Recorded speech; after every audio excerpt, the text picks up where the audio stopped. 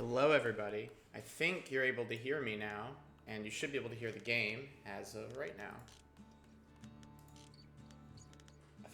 Just give me a heads up if anything needs to be retuned or sound-wise. Chat, I have you up on my tablet. Any Serious Play member who happens to be in our chat today, feel free to, jump on into jump into our VC as well. I'd love to have a co-pilot for this stream. But yeah, we're going to pick up Supergiant's Summer where we left off. I just couldn't wait that long to do another episode of Bastion. It had been, long enough. So we're going to spend an hour killing some Windbags, hanging out, talking a little bit more about this game. And feel free to say whatever you want to in the chat, jump in wherever, share the stream wherever you think it needs to be shared. All that. I'm sorry if I'm a little bit tone deaf here. I'm just juggling like 6 things right now. And like in about 2 seconds, everything will be fine. I can just get focused.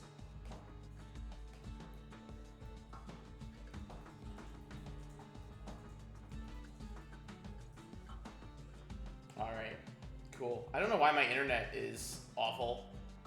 I think it's just my tablet, though. I don't think the stream is wigging out. So, that's fine. You better be here soon, David. Ugh. Alright, let's get started. Where we left off. Again, keep me apprised of any changes or technical issues or whatever else. I'm happy to make those things fix. Find the core that time, but that ain't about to stop us.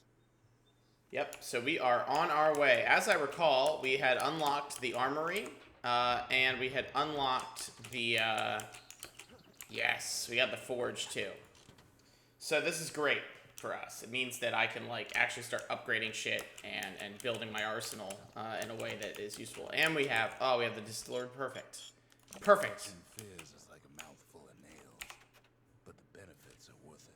We could always see the stars. We just never could reach them, no matter how high we build. I will take light breaks in my commentary to let Rux talk, because I love Rux. He's, absolutely one of my favorite characters in anything ever. Certainly my favorite narrator in anything ever. He's just fantastic. Maybe I just really like kind of the gruff Western vibe, but it really works for me. So let's jump over to the Proving Ground and get this done, because this is a 100% run, and I'm going to get every upgrade I can, at least to show them off. Trapper shingle for learning to tread light and shoot straight.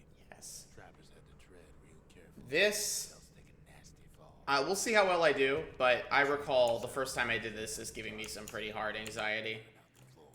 Because you gotta move, you gotta really know how this works, and you don't want to waste shots, and I'm wasting a ton of shots, holy crap. Luckily this first one is pretty slow. Honestly, I should have stayed back there and shot these a little bit, but... God, okay. Yeah, we should probably restart this. I'm gonna run to the end and just restart it.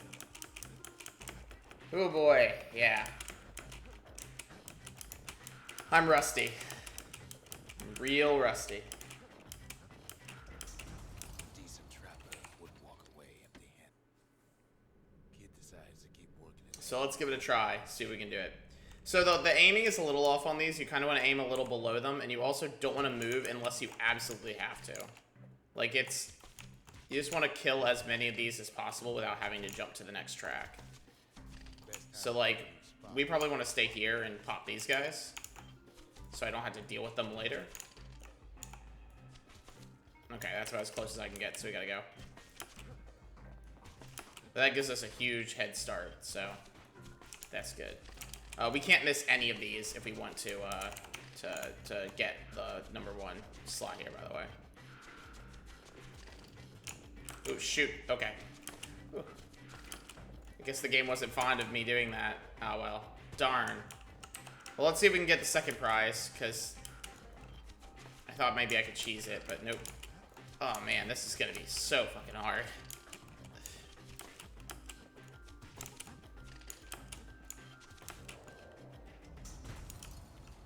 so that's third prize. We can grab that. Something nasty. And let's try to get it again. I really want to get first prize. Oh, man. Maybe I'm just not as good with the repeater as I used to be. Or maybe I need to put some... I know there's like an auto-targeting feature on the repeater. I bet if I upgraded it to that, this would be a lot easier. But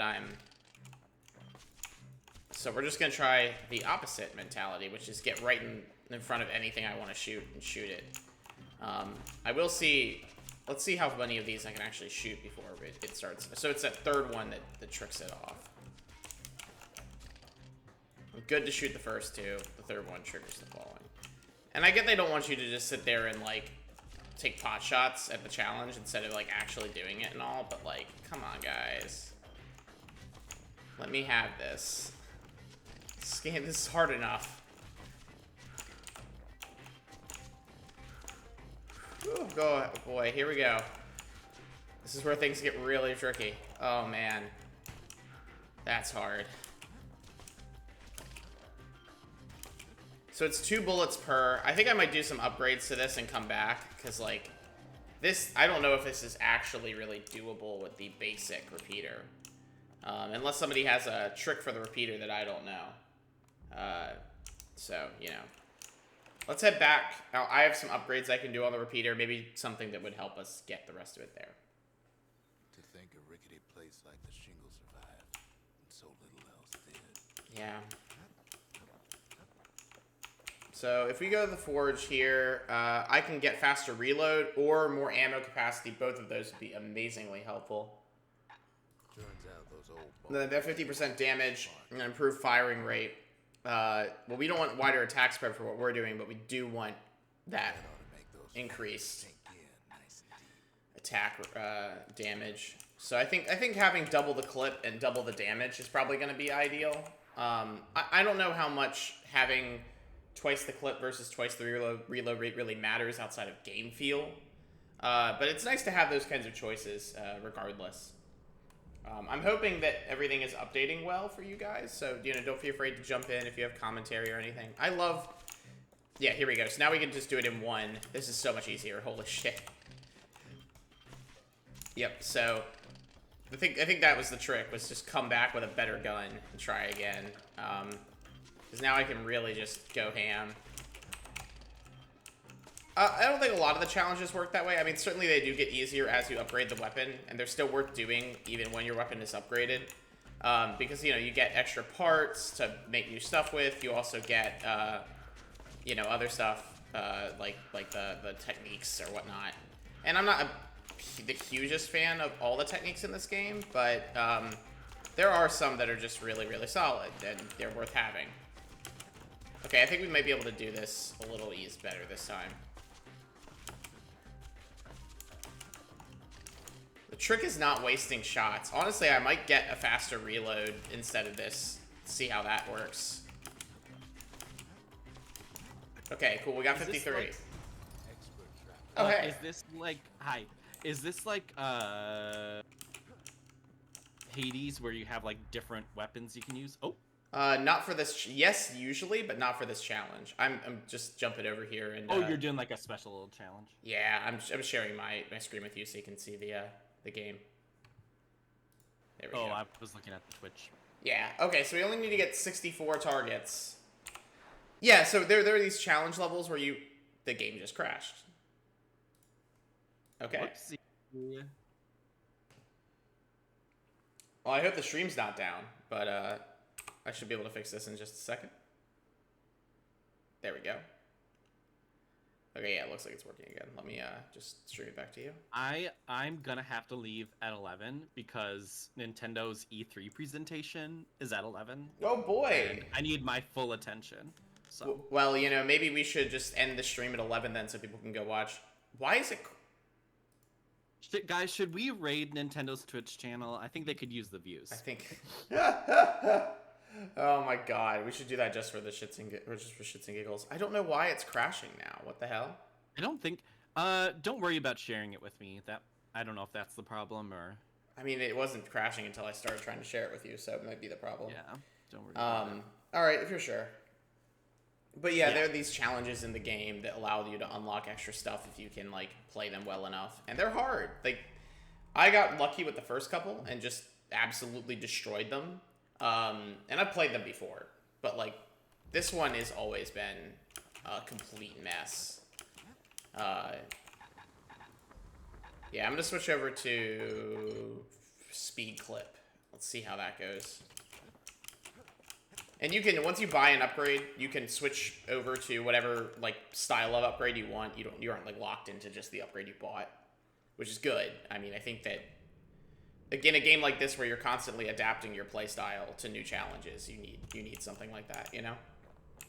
Definitely. But yeah, this is kind of the archetype for Hades later. I know you talked a little before. I was playing Hyrule Warriors, so I was a little distracted. But you were talking before about the narrator. Mm-hmm. Is this so in like in Transistor, the narrator is like part of the narrative? Is this one just like a kind of all-seeing eye kind of narrator, or are they part of the story? No, he's part of the narrative too. It's the position is a little bit different, and since we're playing through the whole game, I don't want to spoil it for anybody who might watch the VODs or no catch spoilers. up. But he is omniscient, but his omniscience is explained through the narrative in a particular way, just like Transistor, where the narrator appears to know more than you do, substantially more than you do, but their position is indicative of why they know that, you know? And hopefully we'll get to Transistor. I really genuinely hope we can. Ryan is a pro gamer. No, I am definitely not a pro gamer. I really hope the stream is coming through because my tablet is not picking up on this at all. Yep, it's coming through. Cool. I guess that's just how things go today. But yeah, I mean, it's one of those little neat, nifty tricks where like the narrator seems omniscient, but I guess like there's the debate you could debate whether it's actual omniscience or if it's just something else. Also, from like a standpoint of just chatting about narrative theory, omniscient ends up being a pretty poor way of describing how narrators actually behave because of just this kind of issue. So like it's useful to like there are other terms that work really well for trying to diagnose this sort of particular narrator. God, okay, I am really having a rough time with this. I'm not sure I can do this any better without more upgrades on the repeater, to be honest. Like, maybe if I got really good, but you guys don't want to watch me just do this one challenge over and over and over again. So, we'll come back to it. I'm not going to say we're not done with it, but, another day. Let me go make sure I'm equipped properly, though. Yep, Bastion, Kalehammer. Well, I don't want the grenade. The grenade kind of sucks. Give me... Let's go with... I don't want volley. I want dancing shot. Cool. But yeah, I mean, you can kind of see the Supergiant's been very, how should I say, consistent in terms of how they set their games up over the years. And everything is, built up toward Hades pretty well. And so as we move through all of this, you'll see like similar narrator positions and similar game mechanics, and they really refined a style. Yeah. Although I would say, personally, that the thing that makes, if there's one ingredient that makes a Supergiant game, it's how they do these like backgrounds and spaces. Oh yeah. Yeah. They're beautiful. Their isometric view is it's like the art style paired with the isometric view is pretty recognizable. Yeah. And I don't mean that in like a bad way. I mean that in like a good way. Hardstyle, if you want me to use the machete with bleed, I'll do it eventually. But like, I have to get bleed unlocked on the machete first. Yeah, I mean they've done such a good job with like, oh shoot, no. There we go. They've done such a good job with making it slowly more readable, I think, over the years too. which is the big problem with this game, if there is like one big problem, and that is it can be really hard to tell your position at any point in time relative to what you're fighting if you're not really used to the game. Oh, you're still alive. Okay. So, you know. As much as I love this game also, like, there's so many good pieces of narrative they're hidden in the way the narrator talks, that it's one of those games that doing critical commentary over is not necessarily the best thing ever. But I've committed to this whole Super Saiyan Summer thing, so we're doing it.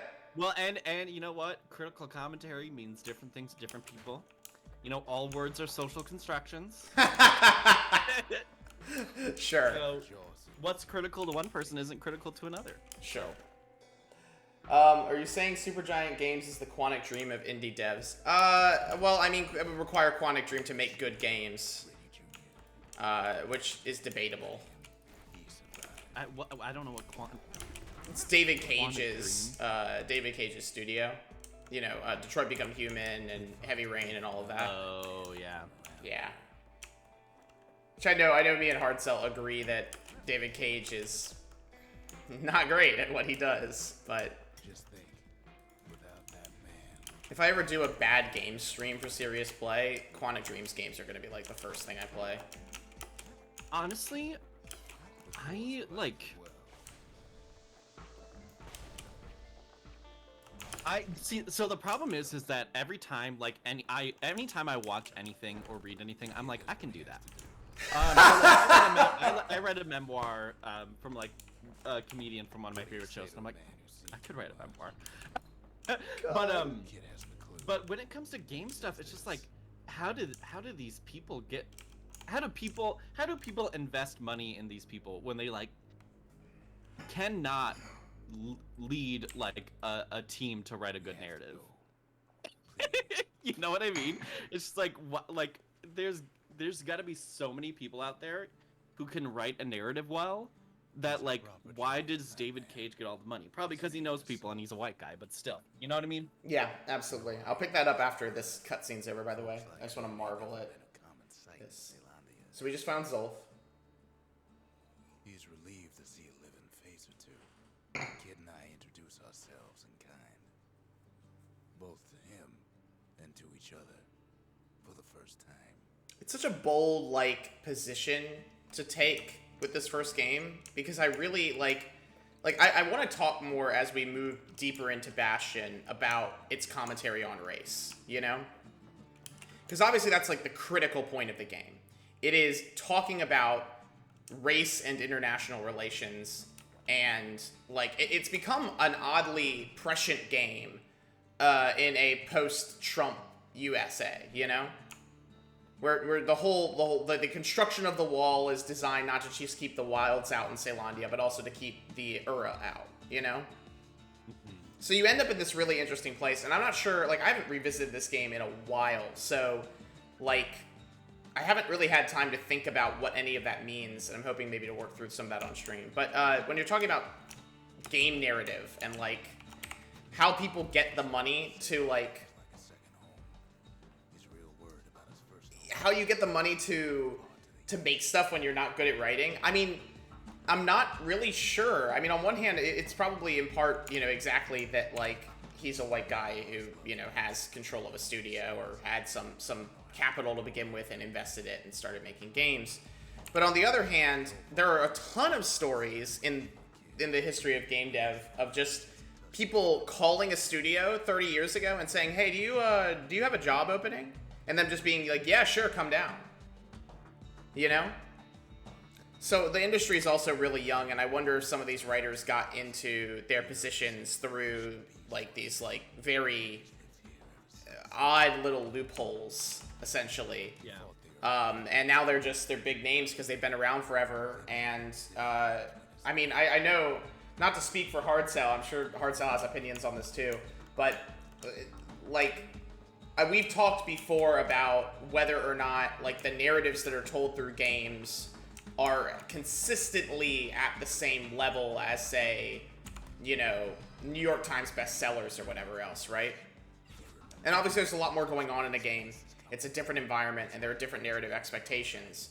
But it does sometimes feel to me like there are a lot of people writing game narratives, especially like the big ones that are like, it's surprising that that's really the narrative choices they went with when there were more nuanced ones that could have been picked easily, you know? Yeah. And I'm not really sure how to like voice that criticism in a meaningful way. But it's interesting. Also, we now have the memorial. The memorial. Be a kid can pay respect to the old world. So Earn it in kind. every time we do anything of value, this is essentially an achievement system. Nothing more. So earn first prize on a number of proving grounds, get the number of mementos strewn across the countryside, learn a bunch of secret skills. And these are supposed to be, I think, in many ways, memorials to people and groups that are dead, and also the, like, more or less the values of the society that has fallen, you know? So you get things like the culture, the service, the country, the mercy, and then you get these, like, groups as well, and later you'll get more of them and more of them, you know? Yeah. So, I was just... Sorry. No, I was just gonna say, I think, so Hard Sell mentions, like, our New York Times bestsellers is an accomplishment anymore. Yeah. Something I do think is interesting, though, is, like, we are really... I think because games are so new, it's a little bit easier to, like, see where, they're really shitty. Mm-hmm. But, like, I also think that, because there's like seems to be so much of an anxiety in the field of like legitimate, both from the criticism end and then also from the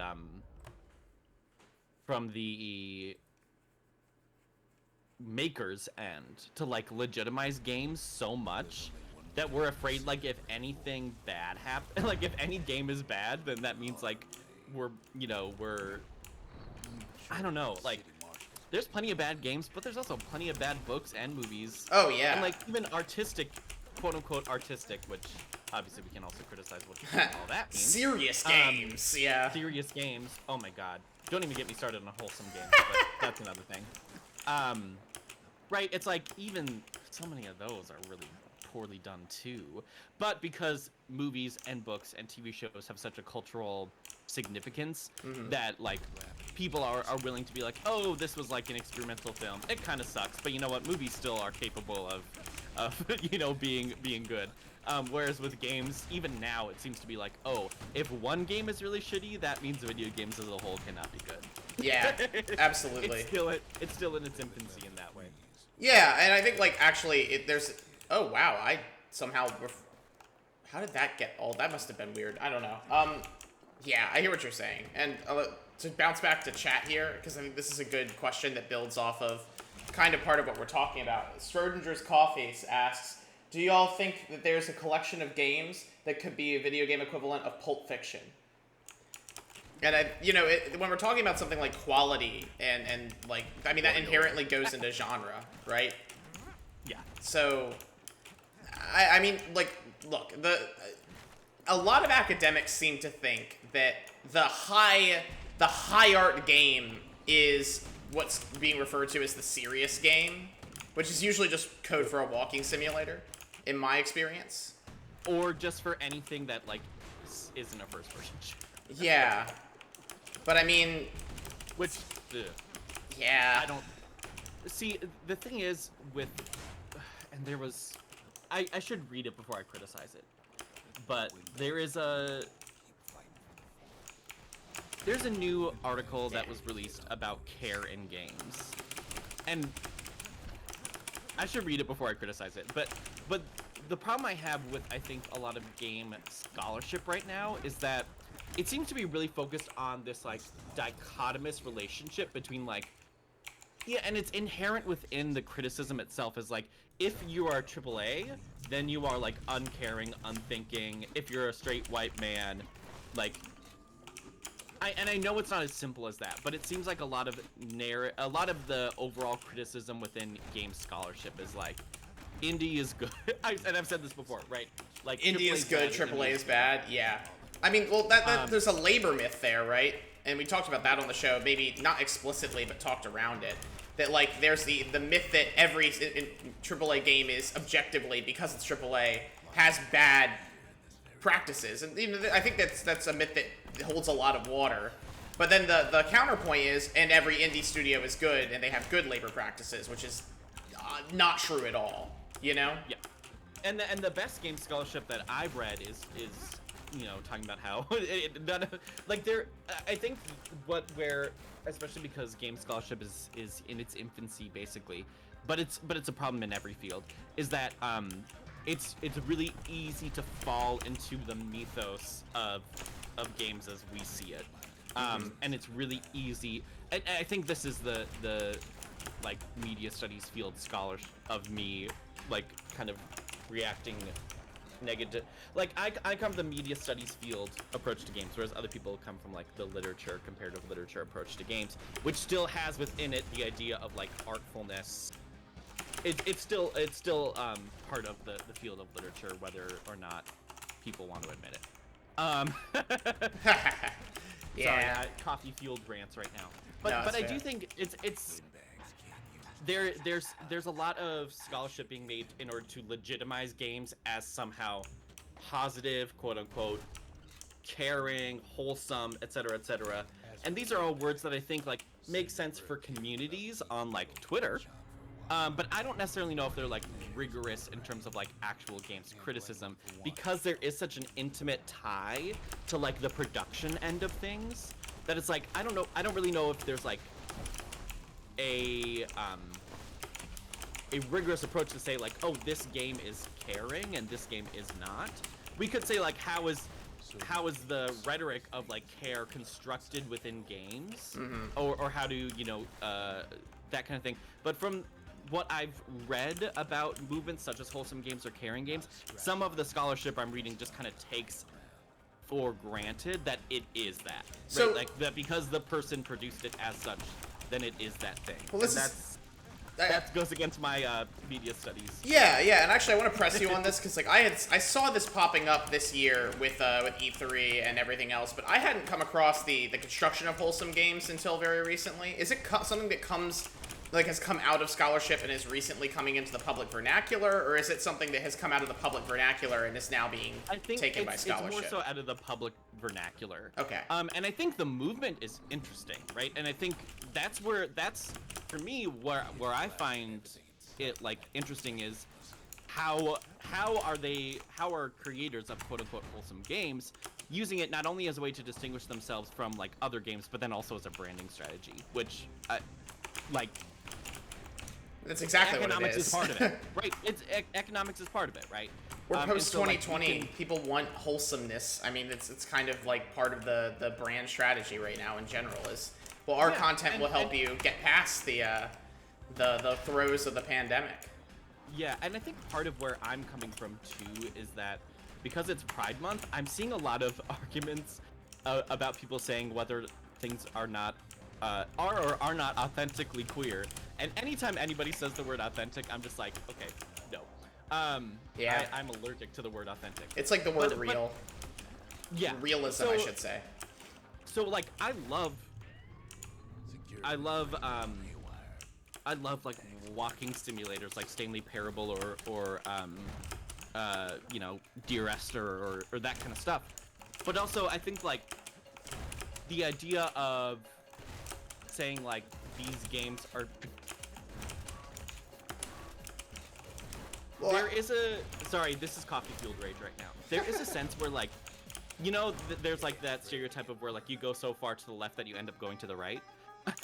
I saw a tweet where they were like, well, people that talk about wholesome games, most wholesome games still have like violence in them, and basically like the implication was like Wholesome violence. because in Mario games like you bounce on a turtle shell, like it can't be wholesome and it's actually violent. And I'm like, that's like that was like a dog whistle in the 90s. Like, why are we bringing that back now? That's a weird line. I mean, there's a right. You can point out cartoon violence, sure, but is that like how are we defining? That's like Ludo Scholar says, wholesome for whom and why? You know, and like I think that let's take the game we're playing right now, right? Bastion. It looks pretty, but I'm currently making my way through a prison, which is designed, or not prison, I should say. I'm making my way essentially through the police's headquarters that has been destroyed by a big old nuclear bomb, essentially. And this, like, the security system is inherently incredibly brutal and primed to hit anybody who comes into the space at all. It's uncaring, you know, it's incredibly cold, and in some ways, you know, brutally conservative in its perception of the world. And this is something, like I said, with the wall earlier in Bastion, right? You come back to these, like, things like we have to defend ourselves from the foreigners, which is an underlying theme of Ceylonian society, or this vigil that's focused on these kind of platitudes, right? And certainly platitudes exist in any society, no matter what their you know, political leanings, but the specific, like, platitudes of the memorial in general are interesting to take in mind, and the depictions of weapons later as things to be memorialized. But all of those things, you know, are stacked into a game that looks pretty.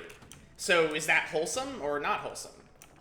What, like, how do you define that? And Ludo Scholars also said, I think it's a response to hyper-violent games. It's interesting insofar as they clearly attempt to do something besides shoot things in the face, but it got really uncritical really quickly. I think my problem stems from the idea, and maybe this is a straw man, that wholesomeness is good and unwholesomeness is bad. Sometimes we need some sex and drugs in our art, you know? Those things I don't think qualify as wholesome. And I would tend to agree. I don't think the current construction of wholesome includes things like sex and drugs, but they're parts of our lives, you know? Well, you know, sex may be more than drugs for some people and drugs more than sex for some people. But, you know, that's besides. And I think something about wholesome games, just as like a genre or as a field, if we want to call it more like maybe like a field rather than a genre, but however we want to define it, right? That also comes into, like, is it aesthetically wholesome, right? Because I just played this weird game with Tony where, like, you play as, like, a little girl. Oh, I think it's Miss something. I don't know. Miss. Oh, yes. We got the pipe. Oh, man, that's going to be a pain in the ass later. Oh, yeah. Called Little Misfortune. We just played this one, and it looked like the art style is very evocative of, like, that wholesome aesthetic. But the game is very much about, like, death and dying and all this stuff. So, like, does that count as, like, do we mean wholesome when it comes to aesthetics, when it comes to the game? Like, is wholesomeness evocative of the gameplay? Like, where you just, like, interact with things and don't shoot them? Is that considered wholesomeness? Right, and I think that points to what Ludo Scholar was saying about, like, what does wholesome mean and for who? And he's saying things much better than I do in my early morning coffee fueled rage right now. Yeah, I want to keep going with this, but I also want to take some time to appreciate this little beat of the narrative here, right? So at the end of the fort, I get a marshal's badge. And, you know, I've been picking up artifacts of the old world over the time kind of moving through here, and it's interesting because I'm not some scavenger. I'm somebody who lives there and was trying to make a life there, and was failing, ostensibly. But the badge says, when you pick it up, the narrator says something like, the kid always wanted to get the marshal's badge, but not like this, you know? So now we're constructing the character as somebody who idolized being a part of policing. When you talk to Zulf about the badge, he says, they seemed like good men, they treated me with dignity. When you talk to Rux, who is our narrator, about the badge, he says, even after the Urus surrendered to us, the marshals still kept a major eye on them, you know? So now, again, going into this, like, this race commentary, right? We know that there's some interesting threads running through this piece that I think start to illuminate at this point in the game, where you're like, oh, okay, so this society has a police state, is surveilling its minority, essentially. That's interesting. Also, on the less interesting part of this, but more funny, Zulf's smoking pipe is like the size of Zulf. So that's cool. But yeah, I mean, back to the wholesome games thing. I really like the comment that Ludo Scholar brought up you know, saying that apparently Casey used to call the grimdark aesthetic tiresome dickishness. And I think there is something to that maybe the construction of Wholesome games is actually in reaction to the sort of, you know, gritty shooter that we've been seeing for the past, like, what, 12 years now? Like, I think the newest thing that has happened in the shooter format have been the boomer shooter stuff, you know? Which bring back the 90s aesthetic, which at least seems to have a little bit more fun with itself. But, like, I've never played a Call of Duty game and thought, yeah, this is, like, the game feels like it's having fun with being a game, you know? Outside of Zombies, obviously. Zombies is a little bit more canny. So we could do the pipe. Oh, well, I guess we are doing the pipe. I will lose this, but we're going to try it. I think Schrodinger's Coffee brings up a good example talking about Gris. And what's interesting, I think, right, because the spoiler alert, Gris is kind of about going through the grieving process. But for me, when I played it, I kind of knew what it was going into it. I read about it, and in the gameplay itself, I didn't really find it very engaging. I didn't take a lot out of the experience, right? Not saying that nobody can, but me as an individual player did not find that, right? And so I think part of the wholesomeness, quote unquote, you know, game then isn't, and this gets to, you know, how people play games or how people respond to games. I think part of the reason why I have kind of a response, I don't really like the term wholesome game is because, like Schrodinger's Coffee pointed out, Ludo Scholar, right? How you play the game, just kind of like how you know, watch a movie or how you read a book, is also part of determining like how you respond to it and how you know, what you take from it. Which is why like having something like a wholesome game or that kind of thing, it almost kind of, if you take it again as like a critical academic concept of a wholesome game, kind of takes away like the ways that the audience or the person playing it interacts with it and what they take away from it. Yeah, sure. They could take away from it like, I don't want to play this game anymore. I didn't find it very good. You know what I mean? Yeah, absolutely. And like, you know, Minecraft or any other sim like that, right? Like there are so many ways to play that game that like isn't it kind of, I mean, that's exactly what you're saying, but I mean just from a gameplay style perspective, can a style of gameplay be wholesome as opposed to the game itself, you know? If I just want to raise cats in Minecraft and that's it, is that somehow inherently more wholesome than like trying to take down the Ender Dragon? I mean, I would, you know, it all depends on the society's construction of what wholesome is, but also, you know, it's a gameplay choice. Minecraft opens up the possibility of you being hyper-violent. It also opens up the possibility of you not doing that. And either way, it's presented through the light, through this, you know, a fraction of voxels, and that seems to limit its violence capability. Yeah. By the way, we're having a drug trip right now, which is why the colors are popping this hard. And we're remembering our life before everything went to shit, which is essential. I mean, like, you know, I'll talk more about it when it's over if I have time. If not, I'll talk about it at the top of the next Supergiant Summer. But like, it's not a great life, you know? What's incredible, I think, about this game in so many ways, and maybe this goes back to the wholesomeness too, and the construction that aesthetics have on the field of play, right? Is that this game, by the end of it, offers me a binary choice. And I'm not going to tell you what that binary choice is, because I don't want to spoil it, but it's a really hard choice, and it's a really hard choice not because one option isn't inherently better than the other. It's a hard choice because by the time you get to it, there's a certain level of understanding why, like, there's a certain level of accepting that characters loved this imperfect society dearly that becomes difficult to ignore, if that makes sense. But that's it. Sorry. I mean, I think that gets back into this thing, right? Like, I think, and we'll talk about this again more later when we get to this point in the game, but like, it's something that wouldn't happen if the aesthetics of Bastion weren't so strong. If if I was given more of a place just to focus on the details as opposed to the way the details are being shown to me.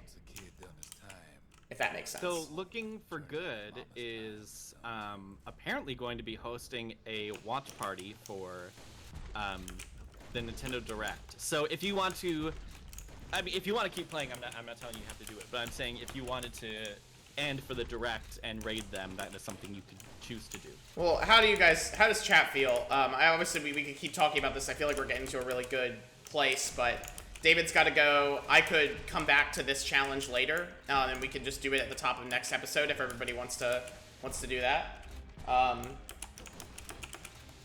And we can raid looking for good. I don't know who's watching the direct, if our audience is watching the direct or not, to be honest. Because if not, I'll just beat this challenge and then we'll do it then instead. Oh, it's starting. All right, I gotta go. All right, bye. See ya. I'll stick around with these guys. Yeah. So let's roll back a little bit. I'm trying to find out what part of where chat's at, because trying to play this game and not fall off the world and also read chat is a little bit of a challenge.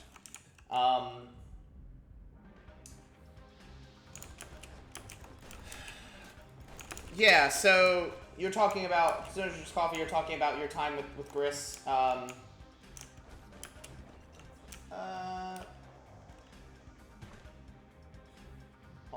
me talking about, are you talking about Gris? Or are you talking about Harold and Maude? Ah, gotcha. Yeah, that's a good example, actually, in talking about reactions and their relationship with this sort of thing, right? I remember who you're talking about, and I mean, I think Harold and Maude is really effective. I'm not sure I would call it wholesome, you know? I think, like, black comedy is in this really weird spot, especially since we're talking about expectations and genre to some extent. Like, I mean, what constitutes, can a genre like satire, can you have wholesome satire, you know? I don't know. I mean, can somebody experience satire wholesomely? I don't know. It's like, I don't necessarily have good answers to this stuff, but it raises a lot of questions about what we value as being wholesome and what we don't. And what excludes that. Yeah, I also agree that, like, he definitely found it to be a wholesome experience and, like, something that seemed to really help him work through. What am I missing here? Is there something that's alive on the edge here?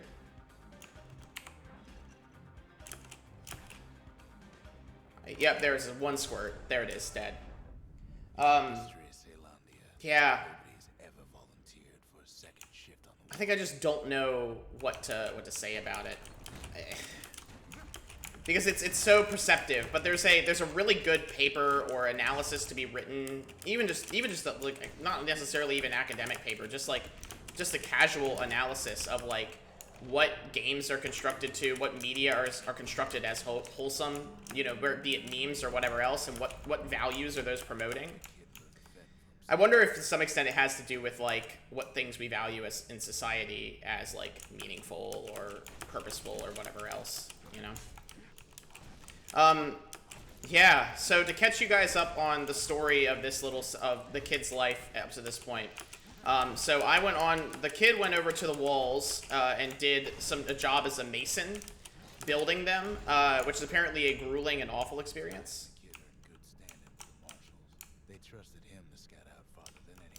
And also doing some scouting. But the thing is the walls are brutal. They don't feed you well, they don't house you well.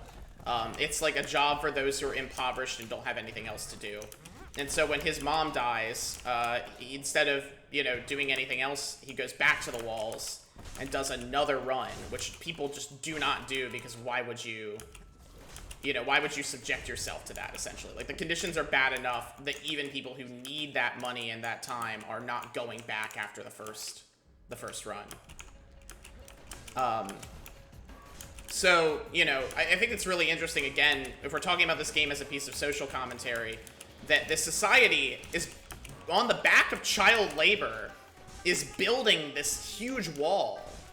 But not just on the back of child labor, but also on the back of the labor of people who are impoverished, right? So, yeah, it's such a, like, and so much of this game is about picking up these objects and doing these memories and having some sort of nostalgia, right? It's not an uncritical nostalgia, but it is a nostalgia for the society of Caelondia. It's interesting.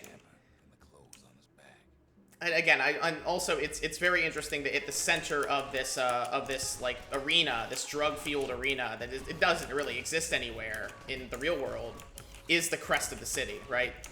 Sitting there, always present, lighting up with every pass as you basically put yourself more through this gauntlet.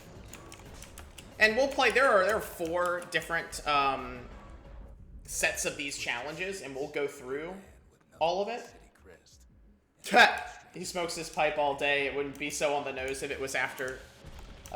It would be so on the nose if it was after 2016. Yeah, I absolutely agree. If this game had come out post the Trump presidency, it would have met a very different reception than it did, I think, from people who enjoyed it. Because it's hard not to feel like building a wall in a society like this isn't talking about Trump. When, and obviously when this game came out, it couldn't have been, but it's oddly prescient. It really is. You'll also notice, I think, in the enemy designs, a focus on, well, I don't know. The Windbags are interesting. I don't necessarily know how to read them. I love them. They're so cute, but they're also a lot. You'll notice a focus on, like, weapons of, like, mining and stuff like that. These kinds of working class, images, and I think it just says a lot that, like, these are the things that the society wants to take out or values as enemies. So yeah, it's such a weird thing, and I think, like, again, as we get further into the game and talk more about the moments that are going to happen in the story, those sorts of things get even more dense and fruitful to talk about. But like I said, I don't want to spoil the game for people who haven't experienced it before on this stream. But we will get to it, and I will tell you what I think about it, because that's why we're here, right? It's almost as if the issues of Trump aren't new, but the discussion around the way. Yeah, I mean, absolutely, right, Hardcell? But, like, it also...